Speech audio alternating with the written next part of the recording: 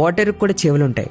మీరు సరిగ్గానే విన్నారు. ఒక ఎక్స్పెరిమెంట్ తో డాక్టర్ మసారో ఇమోటో ప్రూవ్ చేశారు. తను 3 గ్లాసెస్ లో ఈక్వల్ గా రైస్ తీసుకొని ఈక్వల్లీ వాటర్ వేస్తాడు. ఇప్పుడు రోజు ఆ 3 గ్లాసుల దగ్గరికి వెళ్లి ఫస్ట్ గ్లాస్ కి థ్యాంక్ యూ, సెకండ్ గ్లాస్ కి you are an idiot and మూడో గ్లాస్ ని పట్టించుకోడు. ఇలా కంటిన్యూస్లీ ఒక నెల రోజులు చేశాక తను గ్లాసెస్ ని చెక్ చేస్తాడు. ఫస్ట్ దాని రైస్ మంచి అరోమాతో ఫర్మెంట్ అవుతాయి. సెకండ్ దాని రైస్ బ్లాక్ గా అయిపోతాయి. అండ్ ఏ రైస్ ని అయితే పట్టించుకోలేదో అవి కుళ్ళిపోతాయి. తన ఎక్స్పెరిమెంట్ కి ప్రకారం పాజిటివ్ వర్డ్స్ అందులోని వాటర్ మాలిక్యూల్స్ ని ఇలా అండ్ నెగిటివ్ వర్డ్స్ ఇలా చేశాయి. డాక్టర్ ఇమోటో ఎన్నో ఎక్స్పెరిమెంట్ చేసి ఎన్నో మైక్రోస్కోపిక్ ఫోటోగ్రఫీ చూసాక ఇలా చెప్పారు. వర్డ్స్ యొక్క వైబ్రేషన్ నీటి యొక్క మాలిక్యూల్స్ ని ఎఫెక్ట్ చేస్తాయి. ఇప్పుడు ఆలోచించాల్సిన విషయం, మన బ్రెయిన్ కూడా 70% వాటర్ తో నిండి ఉంటుంది. ఇంకా మన సంస్కృతంలో కూడా కొన్ని వేల సంవత్సరాల నుంచి ఇది చెప్తున్నారు. పదాల్లో వైబ్రేషన్ ఉంటాయి. మంత్రాలు రాస్తారు, మంత్రాలు బయటికి ఉచ్చరిస్తారు. మనం మనుషుల నోటికైతే తాళం వేయలేం, కానీ మన ఆలోచనలకి వేయగలం. అందుకే ఎప్పుడైనా మీ గురించి మీరు చెడుగా మాట్లాడితే